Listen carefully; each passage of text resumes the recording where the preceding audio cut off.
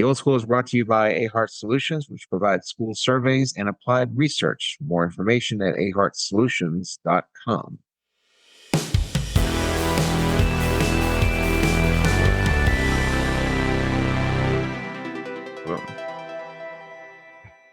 And good morning. Welcome to the Old School, a podcast about a host of things, primarily education, but we have been known to dabble into the choppy, uncertain waters of other topics like history and culture and religion and the like. But today, we're going to deal with leadership. And with me in this endeavor, my good friend, Dr. Stephen Bourgeois. Good morning, Dr. Bourgeois. Hey Miller, you're rather chipper, and that was a smooth introduction. And it seems like you know where we're going with this. Last week we talked about basically you and social media trying to navigate your ways onto Instagram and to get up the gumption to make a post.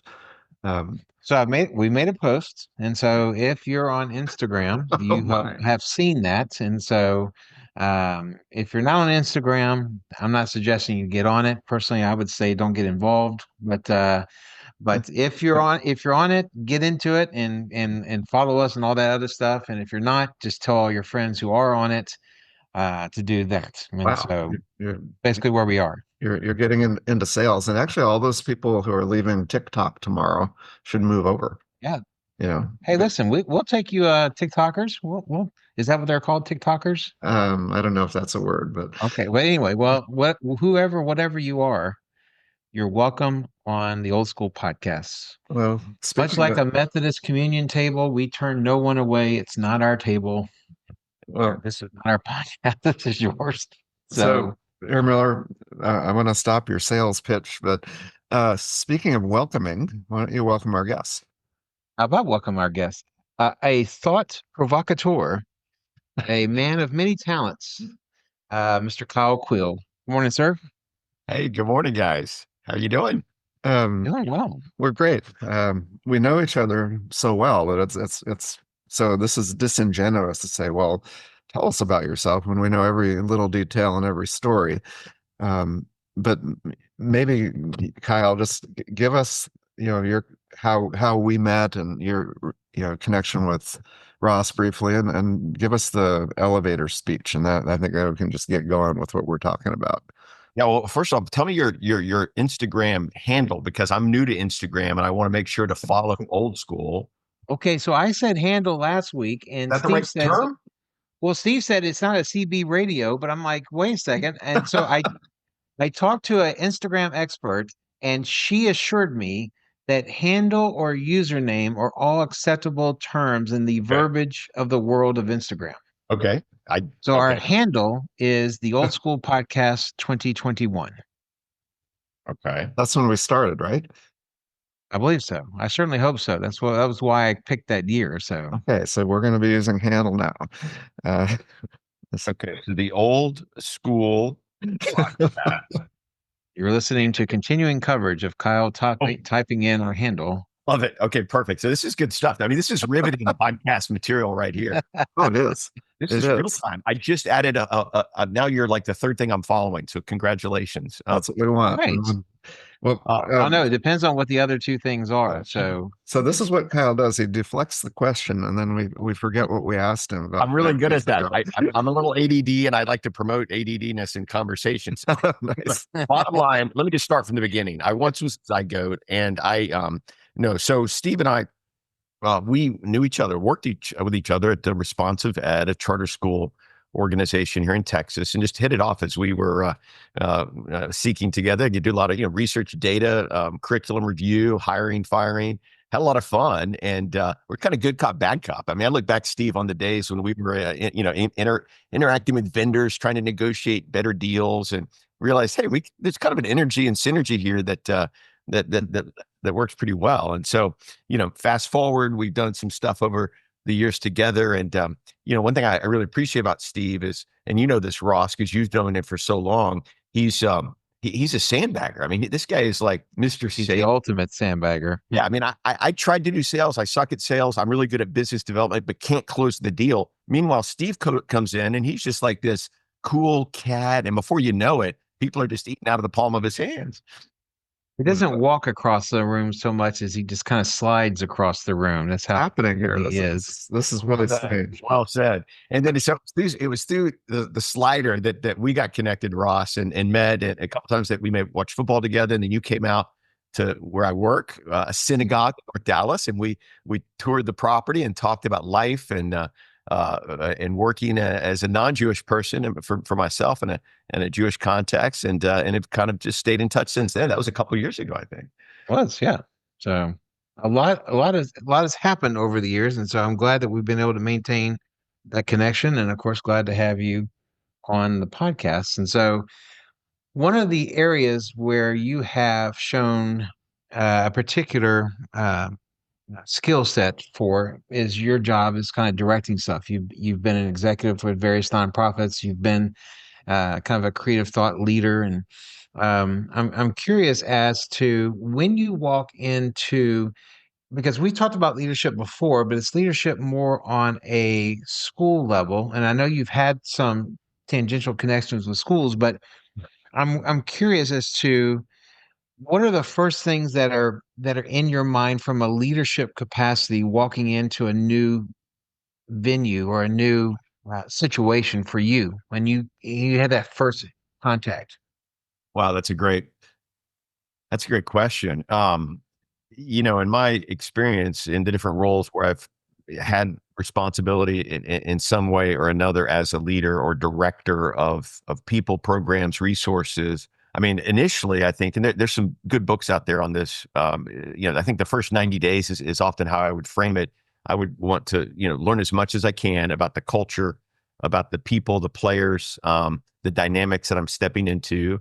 There's obviously a need to, as best you can, accelerate knowledge of the situation to kind of get to that tipping point where you can begin to offer some positive change and not simply just be a kind of, in a sense, a drain on the institution. There's that that interesting dynamic where you come in, you're the outsider, you're new, you're not in a position to really add a lot of value until which time you begin to establish that trust, have that knowledge, know kind of what's going on, and then begin to figure out, okay, how do we move forward in the right way, incrementally towards desired ends? And, I think sometimes it's been easy for me to either go in too quickly and try to implement change prematurely and it backfires, or to go in and to wait too long as I seek to kind of learn the culture, learn the players, learn the context before I start making changes that are necessary. And so there's kind of that dance that I, sought to kind of walk, as it were, that fine line. But that's just kind of high level, my immediate response to that question.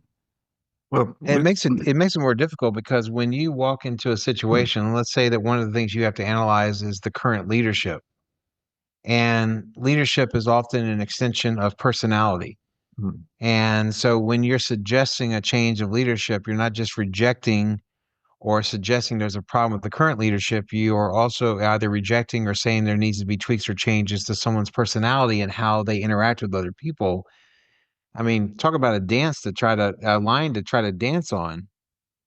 No, that's I mean, that actually, you've touched on a point that I've been thinking about lately in terms of my current role and some of the work we're doing with an outside organizational consultant, who has talked to us a lot about kind of desirable behaviors in the context of an organization and how leadership and management entail seeking to address behaviors, promote behaviors, encourage behaviors that help achieve certain desired ends, and then seeking to address behaviors that don't, without in a way personalizing them to individuals who are exercising those negative behaviors, as it were. And it made me think a little about some of the things I've read in the area of rational motive behavior therapy and even self-determination therapy or self-determination theory, in terms of kind of, trying not to essentialize someone and identify them with their behavior and make it overly personal, and about people and treat people in terms of just organizational values and how our behaviors are aligning with those and promoting those or not. So yeah, that's in my experience, one of the challenges of any leadership situation. But you also touched on something interesting, which I hadn't really thought about.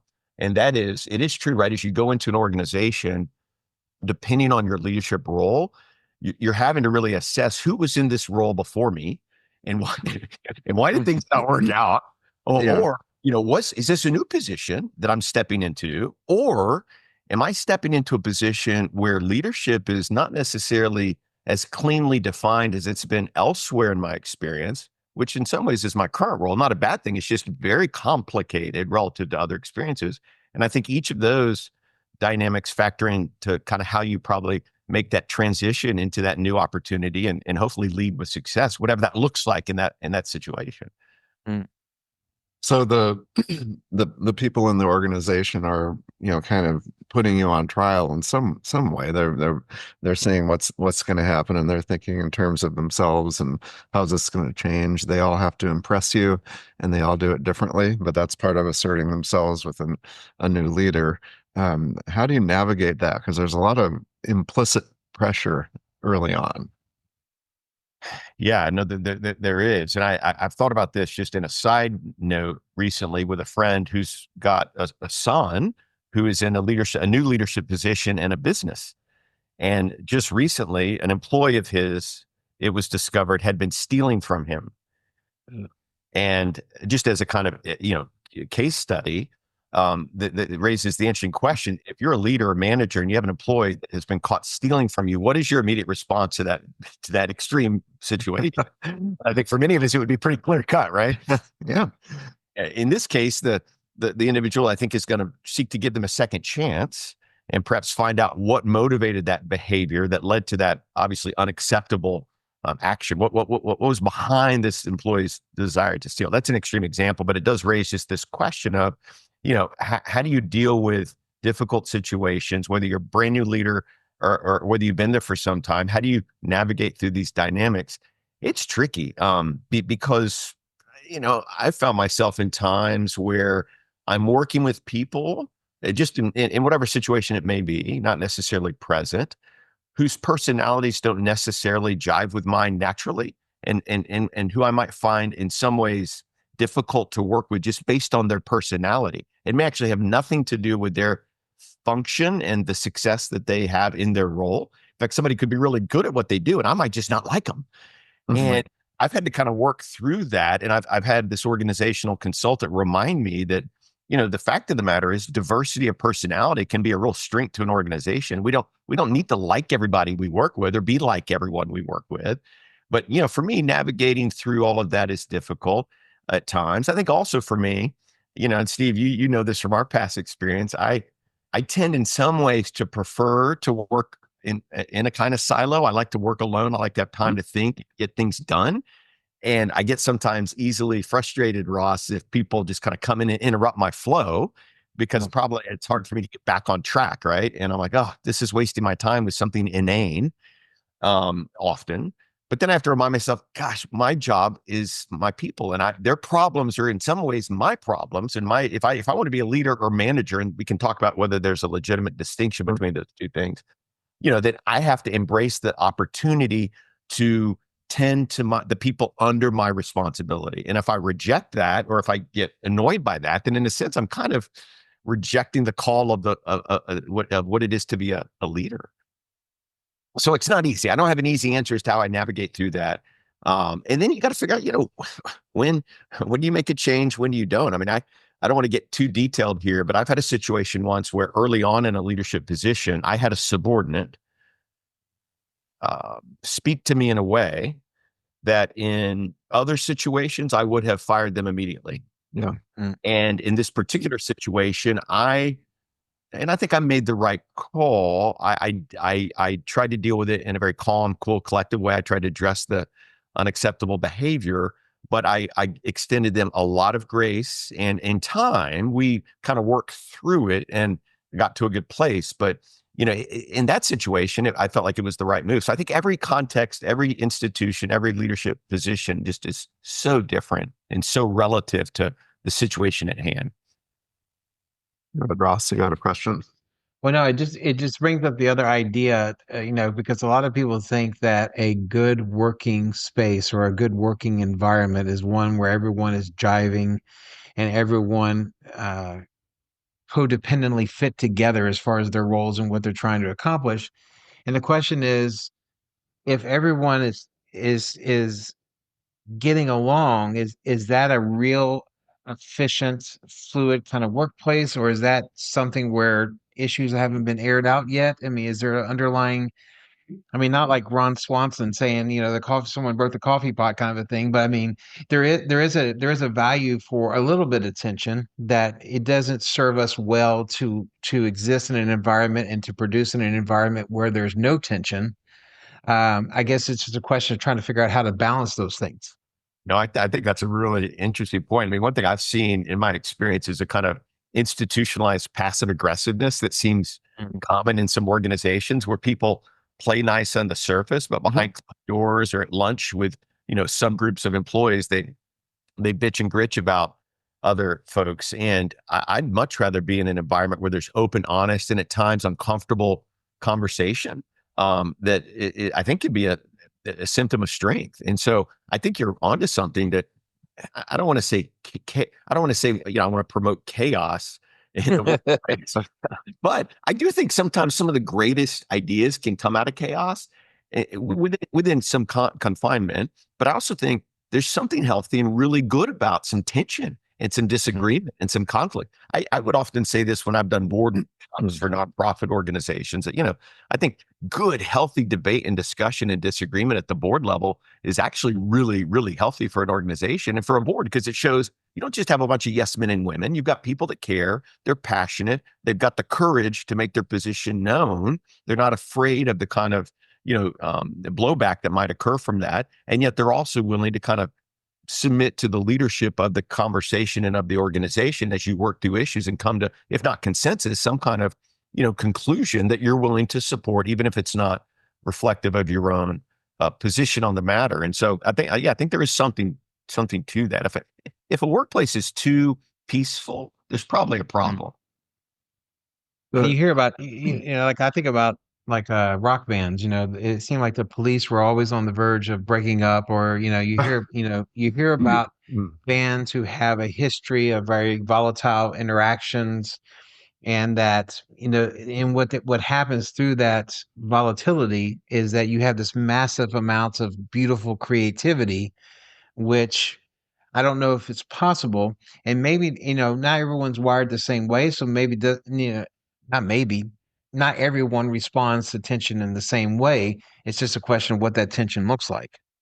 So the word tension is interesting, and I don't pretend to have like a lot of insight here, but I've often thought in terms of leadership and organizations about power, and I don't pretend to like understand how that really works. I mean, I don't even know what is. I mean, you think about like momentum, and you can feel it. Watching a football game, you can feel it when the momentum shifts, right? You can feel it politically, even at times when the momentum shifts. You can see it in an organization when the power dynamic is palpable, and somebody has it, somebody doesn't, or it shifts.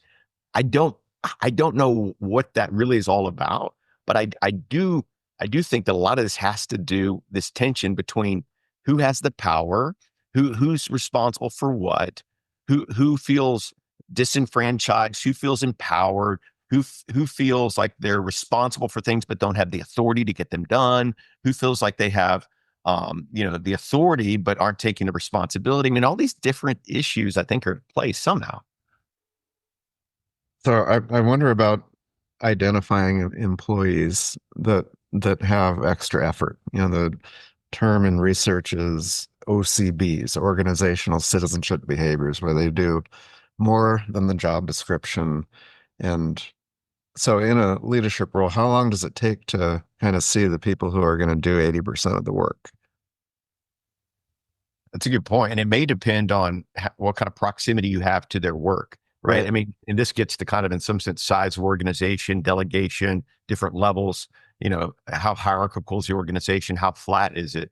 And then how do you acknowledge, well, first of all, how do you identify what those OCBs are? OCBs? Yeah, yeah. How do you, because I think like a lot of organizations, I don't know that they've spelled it out clearly, and maybe you don't have to, right? Maybe you just know it. It's kind of like, is it obscenity? Is that how one of the Supreme Court justices defined it? You don't, it's hard to define, but you know it when you've seen it. Feeling, yes. Was it obscenity or was it? Yes. Okay. Yeah. So it's one of those things, maybe you know it when you see an employee going above and beyond doing the lion's share of the work in their department or are exhibiting behavior that goes well beyond their job description. They're clearly motivated by something other than money and other than what's on a piece of paper describing, their role in the organization. So, recognizing that both in terms of just witnessing it, but then also somehow showcasing it. That's what we're talking through right now at my organization. How do we identify those behaviors? And then how do we properly celebrate them in the context of our organization so as to encourage them, but not in a way that falls prey to kind of the reward system approach, right? Not scratch and sniff stars, which I mean, I remember as a kid, I still have some books from my childhood where I think like the pepperoni pizza scratch and sniff still has a little pepperoni. And I do like that kind of reward system in a sense, but I don't think it's long-term effective in a workplace environment. But what are your thoughts on that, Steve? I mean, I know you've thought a lot about OCBs and how to, acknowledge them, how to celebrate them. Yeah, it's complicated because those people often prefer to work in the shadows and just get it done. You can make a misstep by making it public and embarrassing them and not. But I think maybe you acknowledge it privately. You give them more responsibility. You give them essentially they are leaders. They're unofficial leaders in the organization.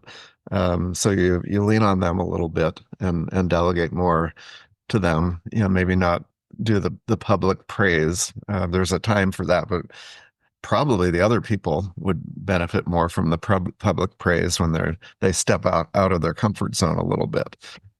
And you put your finger on an interesting thing in terms of just the metrics of how do you assess when this kind of behavior is happening, and then how do you acknowledge it without unwittingly discouraging it, in the future? Because I mean, I know we've talked a lot about intrinsic versus extrinsic motivation in the past. You also remind me of something which I've thought about, and I'm sure you guys have read about and considered the difference between, in some ways, charismatic leadership within an organization and kind of positional leadership. I mean, we all know people can have titles that seem to put them in positions of leadership when in fact they suck as leaders. They're not actually, and maybe they don't even in fact have the power, right? We're in an organization, some seeming subordinate who doesn't have a title reflective of leadership could actually have practically a lot of charismatic leadership and have significant power in terms of getting things done and exhibiting the kind of behaviors you're talking about. Well, it's kind of I want to think about sports. You have a head coach they call them a walk around head coach, where they're not, running the offense or the defense. They go to all the meetings, but they just kind of pop in. They're not running them, but they're meeting with the people under them. So they're really, it's not just delegating, but they're trusting their coordinators and their coaches to do what's right and to be effective in their role. So their job is to work with the coaches, and then they also, like you said, inspire the whole group. So there's a common purpose. And then there are the others who get into the weeds, who have the clipboard and call the plays, and make mistakes on the timeouts and end of the game and those terrible things that happen. But I think there are different types of leaders in sports, but there's a clear outcome. Are they winning? Or are they not? And in most organizations, particularly nonprofits, that they're not supposed to make a profit, so it's a little complicated. It depends on which nonprofit you're talking about, but you do raise a question about kind of leadership management style, but also metrics. How do you know when a leader's succeeding? Right. And could a really good leader in one organization generate perceived success and have the metrics to quantify that? Whereas if you put that same leader in another organization that kind of operates with different values, they could absolutely fail to generate whatever success metrics exist for that organization. So it's really interesting, right? And then you think about football, you think about sports, you think about the Cowboys. Yeah. What with certain type of leadership at the top or ownership, Right? What kind of leadership is effective in that situation? And can there be strong leadership at some kind of penultimate level when you have overly involved, overly operational leadership at the top? I mean, that's a whole nother issue, but I was thinking about McCarthy. I mean, was he the offensive coordinator as well? He started, right, Ross, calling plays. A few years he had Kellen Moore, initially. And he went back once Kellen Moore left, and he went back to calling plays. Went back. So he was kind of walk around, but involved. And you kind of wonder, does that impede the effectiveness of a coach in that sense? I mean, maybe it depends on their skill set, their experience. Would he been more effective had he kept Kellen as OC? I think he was worried about his job, and he wanted to, give him the best chance he thought to win, which is calling plays. I don't know. What do you think, Ross? I wonder to what extent effective leadership can tolerate a micromanager from above. I mean, how is it even possible? I mean, from a personal side, you can, and by all accounts, the players loved McCarthy and they played for him. Mm-hmm. I think this year was evidence of that because they were not good, and yet they still managed a near average performance for the year. And you could say a lot of it has to do with him being able to get a lot from those players. But the question is, can effective leadership happen if the leadership above doesn't allow for it? And so I I'm not sure there's a good answer to that question, but I think there's a very observable outcome, and that is how many good people are willing to work for your organization. There are good coaches out there. The question is, will they want, now if they're young and they got something to prove, you take your chances where you can get it. But for an accomplished coach, would a Pete Carroll come to Dallas? I don't think so. Why? I mean, what would keep a Pete Carroll from coming to Dallas in light of the Jones, Yeah, ownership of the Cowboys? there's no point. I mean, if you're not, you know, Parcells used to say that if you want me to make the omelet, I have to be able to shop for the eggs, And so if you are responsible for everything, you need to be responsible for everything. And if any of that is lacking, then the outcome is not based upon your abilities. And then therefore your abilities no longer become valued or worth anything to the organization. There's no sense for you to go over there. Well, this is unique. I mean, I don't know if you can name in any sport, certainly in football, where the owner is also the general manager. And that I think that's a peculiar situation. Because that's the person who writes the checks, makes ultimate decisions, and also is picking players. That's part of that job. So it's almost two layers of control rather than one. And it's two layers of control that are at its heart diametrically opposed to one another Mhm. because the owner has to be detached to a certain degree because he has to be willing to get rid of somebody or bring in somebody, whereas the general manager has to be able to develop close relationships with players in order to be able to properly assess them, properly, interact and evaluate them. And so it's not just that the two roles don't jive. I think that they're opposite to one another. So, in a sense, I mean, would you say in the current structure, like of the Cowboys, Jones is general manager. He functionally is the head coach of the team, and any seeming head coach is really just a puppet under his control. Now, not always the case. Jimmy Johnson was not that, but that didn't necessarily last for long, even though there was obvious success with his leadership of the Cowboys during that tenure. But it is interesting, like, right, why would a strong coach who wants the authority to make decisions that matter and to change the Cowboys into a successful team, why would they think they could have success under Jones' current regime? They probably would not. And so as a result, the only people that are going to be attracted to the position are probably, and even hired for the position, are people who are functionally weak and not likely perceived as a threat to Jones. It'd be somebody who's going to be a yes man to Jones, Jerry, Stephen, and company. I mean, maybe that's an overstatement, but it seems like an unwinnable situation. And my assessment of general manager and owner, I think I switched it around. I think it's the opposite. The where the general manager's got to be able to make tough decisions with players, so he can't be too close to them. But yeah, it's remarkable about what I mean. The idea of sycophants is not a new thing, but it's supposed to be something that gets weeded out with effective leadership. And so when sycophants still persist, it's kind of like it's like a sign that things are not right in the world. This is troubling. So there, I mean, I don't even typically root for the Cowboys. I've been rooting against them since the Ice Bowl, so I'm kind of used to that.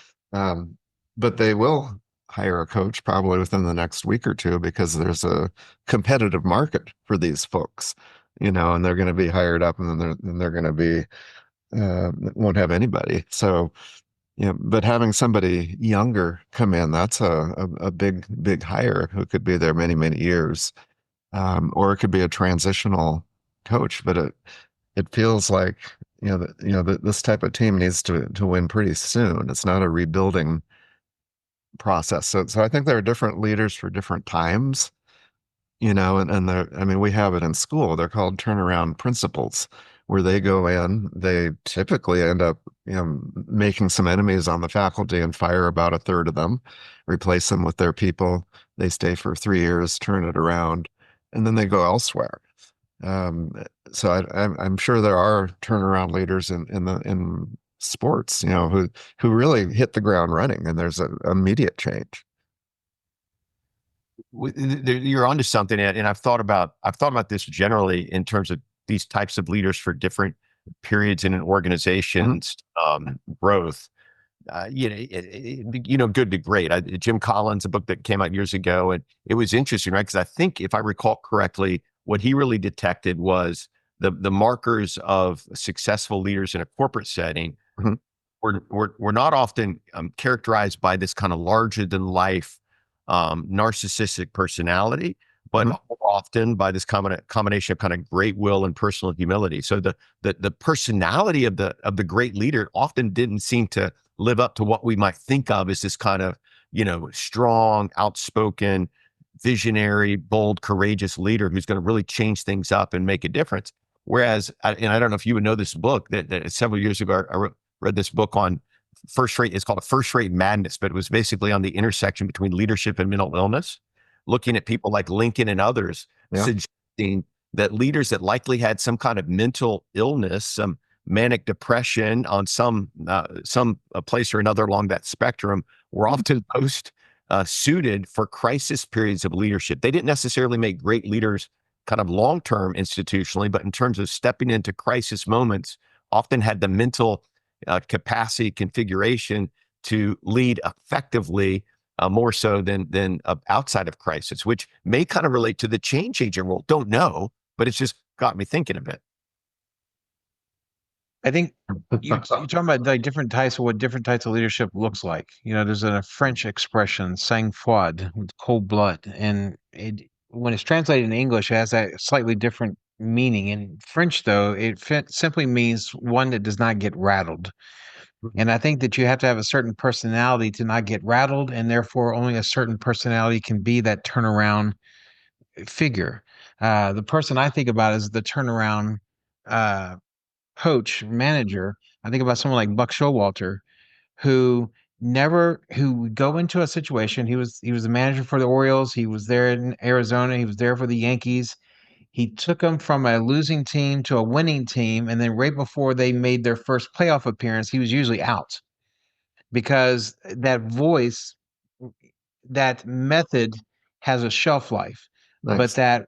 but once it gets turned around, Mhm. then maybe a more traditional type of leader or maybe traditional types of leaders could then come in and pick up the reins. That's tough for the turnaround leader. They don't get the fruits of their labor, but they probably love it. They probably love Mhm. coming in, and I mean, coming into as a principal coming into a school, there are unique challenges, and you don't have a lot of time. I mean, there really isn't that wait. You have to engage and deal with things immediately. Um, but yeah, there are principles like that. But complacency. I mean, that the other thing in coaching is that the players eventually stop listening to you, and you know, people have. I've heard coaches say it's about a 3 year to 4 year shelf life for most of them, and then there are the great coaches, Bill Belichick and some of these others who have kind of transcended that, and they always have their ear. Maybe because their players are a little bit afraid of them, and they can sustain that. But for adults who are making millions of dollars to hear the same voice for too long, it might not have the same impact. How do you guys think Belichick's going to do it? Is it UNC that he's North Carolina, Chapel Hill. what's that? Chapel Hill Yeah. at North Carolina.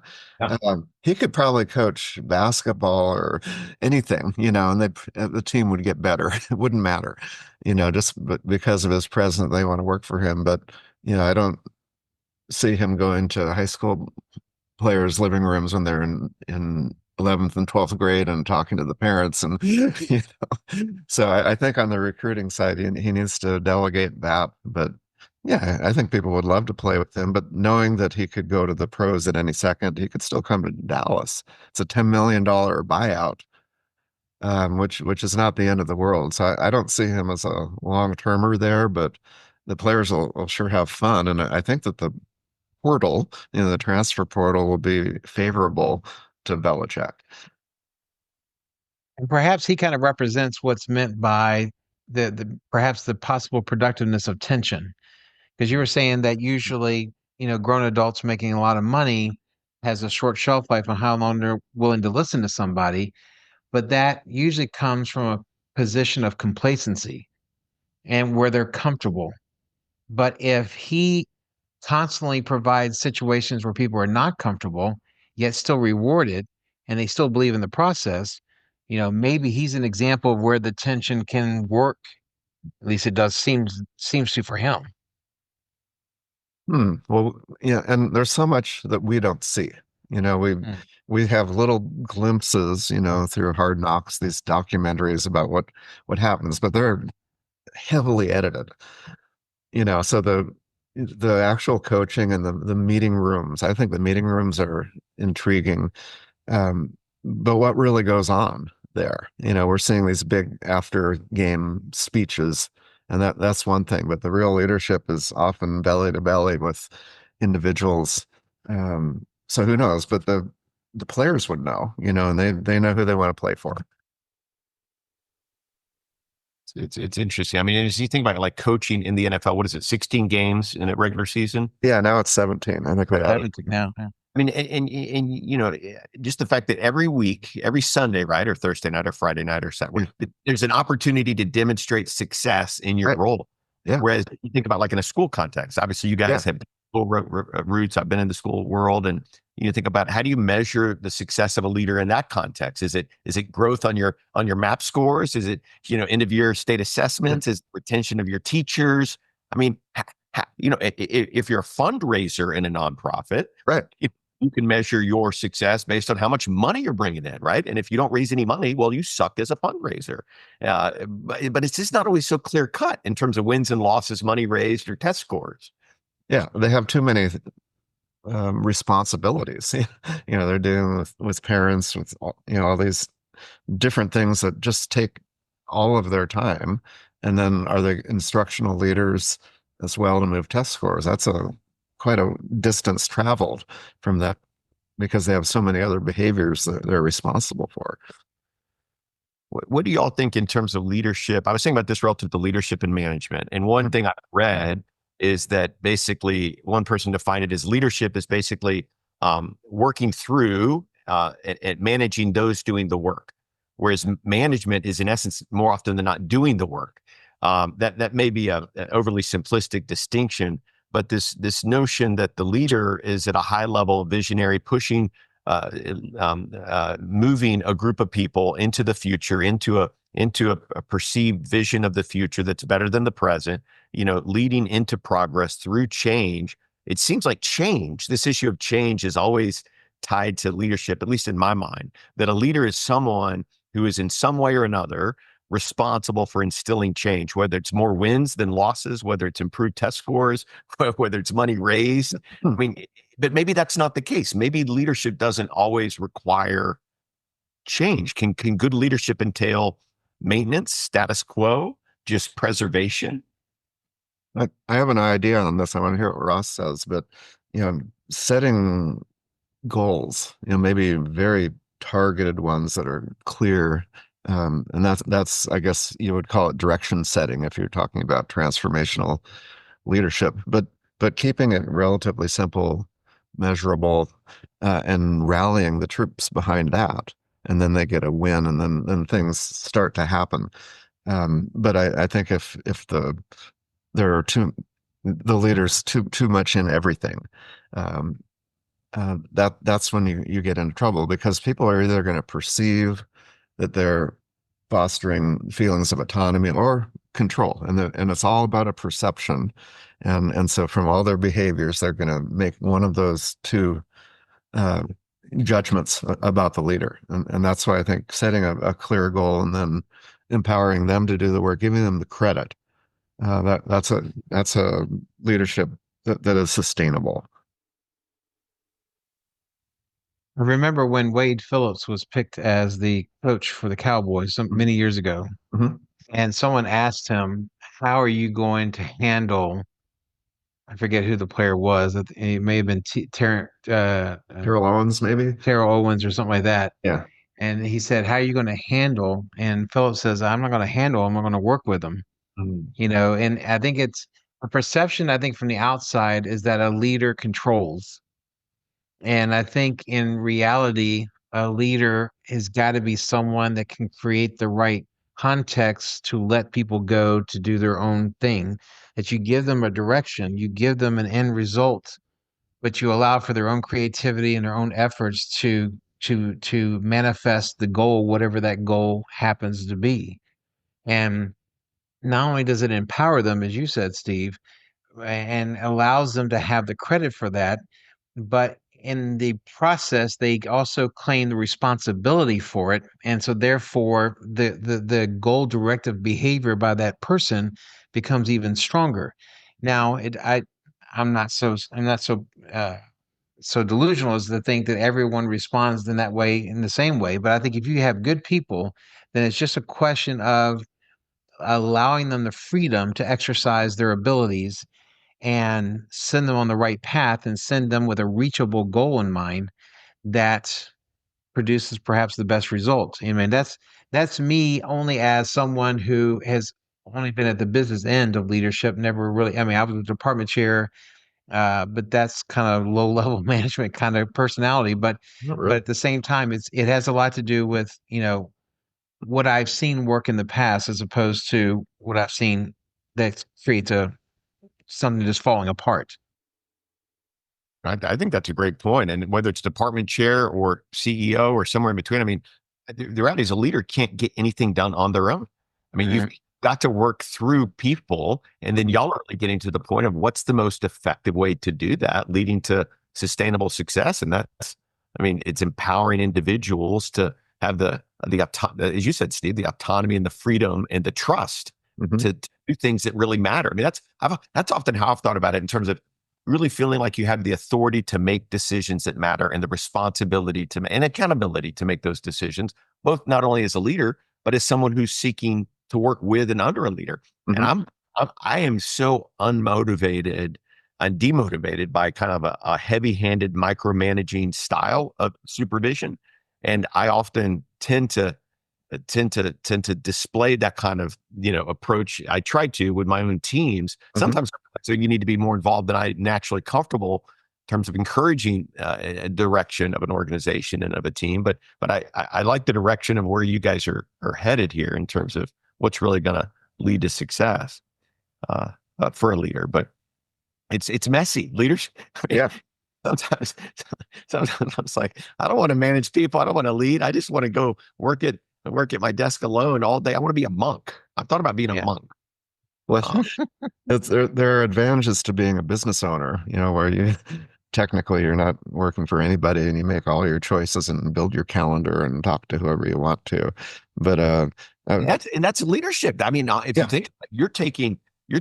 I mean, you are taking your future into your own hands. yeah, for sure. It's a risk. But what Ross was saying about a department head, yeah, I think that's the front lines of leadership, and actually much more direct than a principal, because you're empowering them to work right with the students. So I think it's a big position, but the question is, do you feel as a department head that you have the autonomy to actually make decisions in that role? It's very much like a coordinator in football, offensive decent or any position coach. They would have insight into that head coach more than anybody because they're the direct line. And I think department heads, you get a little bit of behind the scenes, right, of the principal in action and how they operate. Yes, but at the same time, I think as department chair, you're also reminded of what your lane is. Yeah. And in some ways, that could be beneficial because it narrows your efforts and it perhaps allows success more likely to happen if you're not trying to do a bunch of different things. You just have a kind of a narrow focus, and that's what it is that you're supposed to do. Um, and I was a different kind of department chair compared to the others. I mean, I had two personalities. I had a personality in the classroom and I had a personality outside the classroom. The personality outside the classroom is what typically was in play as department chair. And that is a lot quieter. I tended to step back and I hired a lot of the people that I hired were former department chairs, and that could be good or bad. It depends on which ones you pick. But for me, the idea is the assumption that adults can take care of their business. They just need to be given the room to do so. Um, Everyone's got papers they have to fill out, and that's mainly a lot of the directives that the principal sent to me. But because I had a narrow focus, I think that gave me a better chance to succeed. And the same thing happens for the teachers underneath me. If the principal or the leader can alleviate from the individual all the nonsense and all of the kind of the noise, the distractions, it allows for them to be able to focus only on their job. Mm. But I'm thinking, Steve, I remember back in our responsive ed days, the Yeah. work you were doing and the studies you've done, I think since then, showing this very weak correlation between school leadership at the top and actual like teacher retention and student performance. And how, to your point, it's more about the department chairs and the teachers in the classroom that are driving progress towards desired objectives than anyone who sits in the principal's office. Yeah, I mean the finding is that there is a profound effect of leadership, but it's an indirect effect. So it's not a line going directly to achievement, but their lever is the teachers and the teachers' collective, confidence in each other. So it's an indirect effect, but still an effect. But they're working with the people. It's very probably a lot like football, and the head coach and the coordinators. That because those are the people who are actually doing the coaching, not the head coach usually.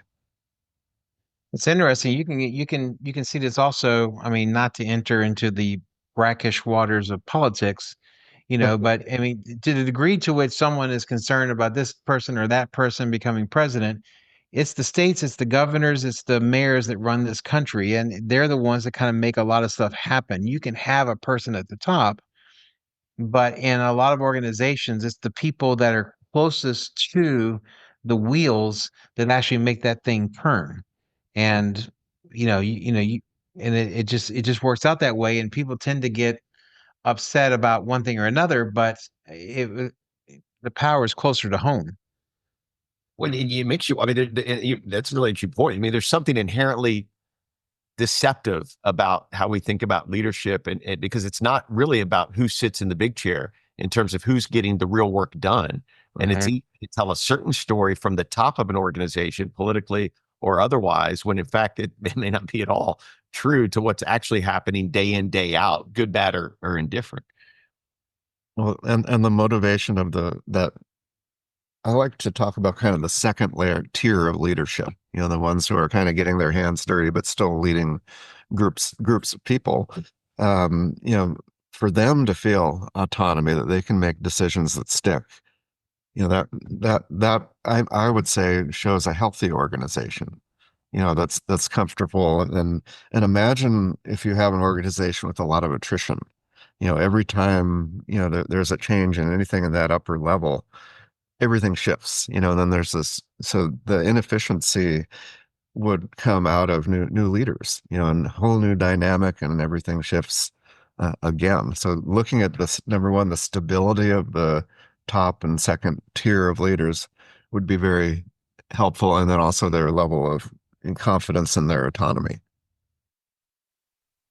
Now, that's interesting. I'm reminded, I don't know if you guys know the sociologist James Davison Hunter, who wrote a book years ago on culture wars. He was kind of the one who I think popularized that terminology. But he's since written various books, but one of which was on basically organizational change, kind of from an historic sociological perspective. And his theory was it was often not the person at the top, but someone in proximity to top leadership, that second level, who had the access, the inside connections, the knowledge, but was not burdened with the ultimate responsibility, perceived or real, of leading from the top, but was in a position to make real profound differences to what was happening within the organization. And I think it's a really important point to make. You might be positioned for more effective leadership if you're actually not in the big chair. I think the offensive coordinators and defense would ask for more money. They should. At that point, some of them get it by getting into the big chair. So yeah, that's right.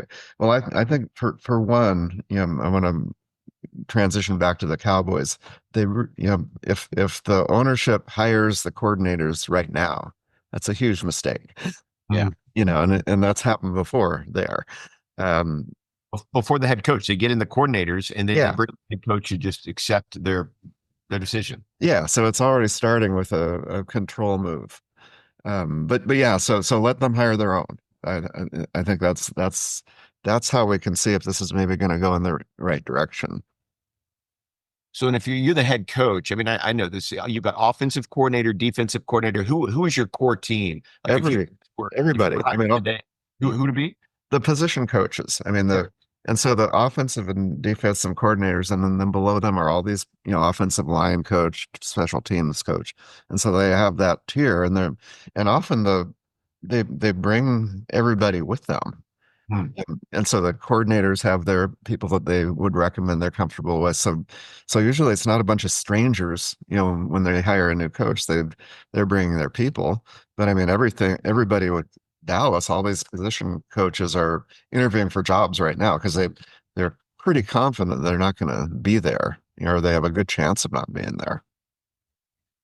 So what y'all's got? I mean, if I know the discussions with Kellen Moore, Deion Sanders, is he still in the works? Is John Grudem a possibility? Where are you putting your money on who the Cowboys' next coach is going to be? This is tough. Y'all are both a little squirrely, when I ask, for something really straight. I want to know who you think should be the coach, and then who you predict will.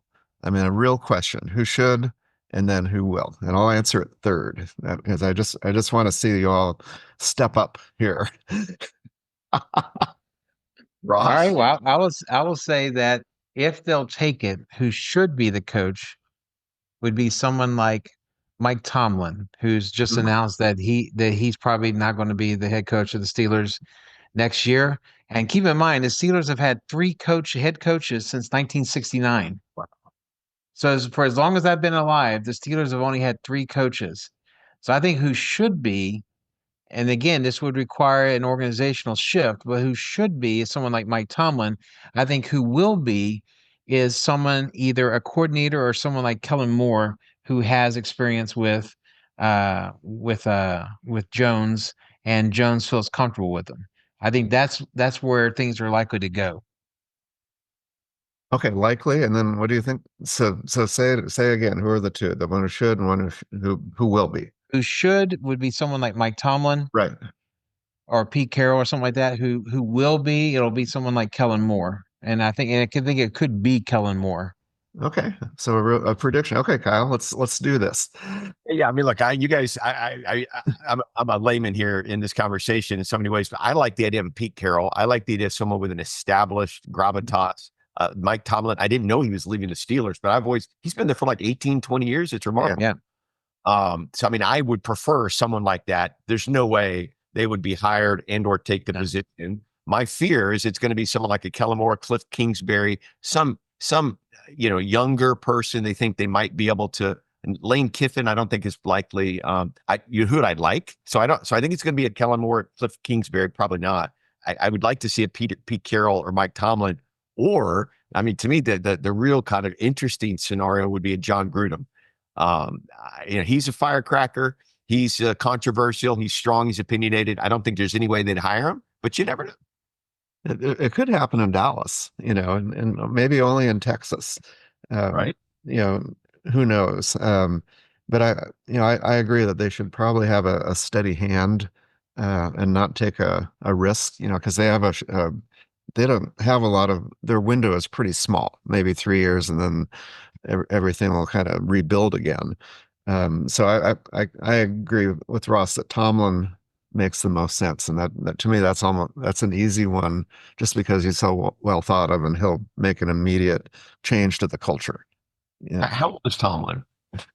How old is he? Do you guys know roughly? Oh, you think about 55, something like that? Yeah. Something like that. I think Pete Carroll is he's just a few years south of Biden. I mean, he's like 74. 74. Yeah, 74. And he runs around a lot and chews gum. He's really fast. But I fear and expect. I don't think it's going to be Deion Sanders. I think that's just to steal about 2 news cycles, which it's doing. It won't be Deion Sanders. No, yeah, but I think Kellen Moore fits I would make it a good prediction, because he's been there. He knows the ropes. He knows how to navigate that. But I haven't heard him speak a lot, publicly, to see how he will be with the press. But I think, they were originally grooming him, and then he went off someplace else and bringing him back. So that's my prediction. Kellen. By the way, just found Mike Tomlin, 53 years old. Okay. Wow. So He's a little bit younger than I thought. Yeah. He's younger. And he wasn't he the quarterback at Boise State? Am I remembering that correctly? Yeah. He was a great quarterback, and then came to Dallas and had some success. He pretty innovative, right, for a time, and now he's at Philadelphia having a hell of a season. So he's hot. I mean, he's a hot candidate, but again, can he have take control of a room? Does he have that? And we know Tomlin does. Okay, so tell me this. I'm just curious, because I don't think I could. I'm thinking back to when I was in high school in the late 1980s, and the word went public, with Jones buying up the team, that Landry had been fired. Wow. But what was the year? Was it 88, 87, 80? Around 87, 88, I think, maybe around there. So, okay. So the number of head coaches since Landry to the present. Yeah. The order of those head coaches. So the first hire post Landry was Jimmy, right? Johnson. Yeah. Yeah. Jimmy Johnson. Johnson was there. Was it then Barry Switzer? Barry Switzer. Yeah. Who won a Super Bowl. Won a Super Bowl, but forgot his gun in his bag at left field, I think, at one point. Barry Switzer how long was Johnson there? He was there for, it's like 4 years, maybe 4 years. Yeah. Yeah. And then Switzer was there for I think after Switzer, it turns into a Sporkle quiz that only a handful of people can get a passing grade on, because there's like this menagerie of faces. Bill Parcells kind of stands out, but then there's been some very peculiar people that have been at the head of that team. Wait, who's Bill Parcells' brother, by the way? What's I'm talking about, that larger than life brother who's also a coach. Parcells, the other Parcells. Isn't there another Parcells? No, there were. Are you thinking about the Ryan brothers? The Ryan. Yeah, because he was the fish. Bill Parcells, the Rex Ryan. Rex Ryan, yeah. Yeah. No, I have the list here. Yeah. Wait, was it Ryan ever a head coach of the Cowboys? I think he was a coordinator. Was he? Yeah. I mean, here's what we have. We have Tom Landry for forever. Jimmy Johnson. It's given so 29 years with Landry, 5 for Jimmy Johnson, 4 for Barry Switzer, 3 for Chan Gailey. Yeah. Dave Campo, 3 years. So he was a coordinator first. Bill Parcells. Yeah, go ahead, Kyle. Go ahead. Oh, okay. So so Bill Parcells had 4 years and got him pretty close. Wade Phillips, 4 years. Jason Garrett, 10 years of 8 and 8. And Mike McCarthy. And this is Mike's 4th or 5th year this past. It says 5 years there, so probably completing his 5th. Yeah, so it's a lot. I But think it would that's be more. I think it'd be more difficult to figure out who all the starting quarterbacks were for the Cowboys during that time. But right. But it is there's no interesting. I was sense. thinking about this convergence of leadership crises right now in our country. I mean, you've got the presidential inauguration on Mondays. We celebrate Martin Luther King Jr.'s birthday as we go through this Cowboys head coach search. hmm Gavin Newsom is under all sorts of fire. Oh, come on now, Kyle. I mean, this is what is happening to the world. We need leaders. Oh, Lord. Planets are going to align next week. There's a big thing about that. About all the planets are going to be lined up next week. Yeah, and so. Oh, okay. So Monday is it. But these are the end times, Kyle. Your podcast will never be able to get the viewership up because we're all going to. It's all going to end soon. So Wow. This may be a good thing. we're going to end on a high here at the old school Oh, podcast. yeah. We need to make a strong landing here. All right. Wobbly, I don't know. Man. Well, Ross, I had a feeling that we would laugh a lot during this one and learn a few things, and we did. And Kyle gave us a good answer on these predictions, and you did too. And so you both surprised me today. Not on the wisdom, but on the actually giving a prediction because you're both a little squirrely. You know about squirrely, that's for sure. So, Oh, but I can be a politician. I've managed to not say anything on this show and be all quite right. Well, comfortable. since we brought up football, let's just go ahead and end the end the podcast and let's put ourselves out there. We're going to go through and predict the 4 games this weekend. Um, are you ready to do that? There are 4 games. Is there 4 games? Yes. Oh, okay. You're right. There are 4. So this weekend. So we're just going to go around the horn. You tell me who you say. Texans at Kansas City. Kansas City. Yeah, I'd go with Kansas City. Kansas City. Uh, Washington at Detroit. Hmm. I'm going with There's upset alert, but I think it'll be close. But the Detroit will come through. What do you think, Kyle? I'm going with Detroit. I like the Lions coach. Yeah, let's hire him away. Yeah. Or let's hire a tight end from the good old days. Maybe that'll work too. So yeah. Not Jason Witten. Keep him at Argyle Liberty to coach his kid. Come on now. Rams at Eagles. Ooh, I hate Eagles. Got to go with the Dallas Stafford at the Rams. Come on. That would be a great upset, but I'm pulling for them, and I think it's possible. But I also think that no, I'm not going to predict the Rams, but I'm rooting for them. I'll go with that. I like to see the Rams win as well. And then finally, Baltimore at Buffalo. See, I'm pausing, Kyle. I want to see what you have. It's the best game of the weekend. Two interesting quarterbacks. That I don't. Gosh, I don't. Where are they playing? At Buffalo? It's snowing. Buffalo. Did you know there's like a snow on the ground? So that's why I'm going with Buffalo, just because of the snow on the ground. And sorry, Ross. Baltimore's not from Florida. What are you talking about? Baltimore's up there as well. Steve, Not as robust as up there in Buffalo. Wait, Ross, you're from Florida? No, I'm from Baltimore. Well, you said that Baltimore. I'm sorry. Where they? You see? Are you pulling for Buffalo or for Baltimore? Baltimore. Baltimore. Okay. Yeah. So Steve, now I'm having flashbacks. Didn't we? Not to get into this in too much detail, but Steve, didn't you and I used to work with a former Buffalo Bills cheerleader? We did. Yeah, I remember. That sounds like a podcast all in itself. No, it was sort of fun, but yeah, we did that. Thank you, Kyle. So for that reason, you're going for Buffaloes? No, I'm responsive education. Yes, no, I'm picking Buffalo because of the snow. Even though I'm probably rooting for the Ravens out of respect for Ross. Yeah, I'd share that same sentiment. There you go. So where your head goes as opposed to where your heart goes, I'm probably in that similar boat there. So okay. Well, and I feel that way about Notre Dame and Ohio State, to be honest. I want Notre Dame to win, but in my gut, I feel kind of about that game like I did about UT and Ohio State. I knew that Ohio State was likely going to beat UT, and my fear is that they're going to do the same against Notre Dame. I hope so. Not again. I'm rooting. I like Notre Dame because one of my a great friend in Oregon said that if Notre Dame wins, he will go to mass, and he's not a Catholic. He's gonna sneak in the back door and go to mass. So I want that to happen. But no, Notre Dame beat Oregon, and it'll be it'll make me feel better, vindicated if they run up a score on the Catholics.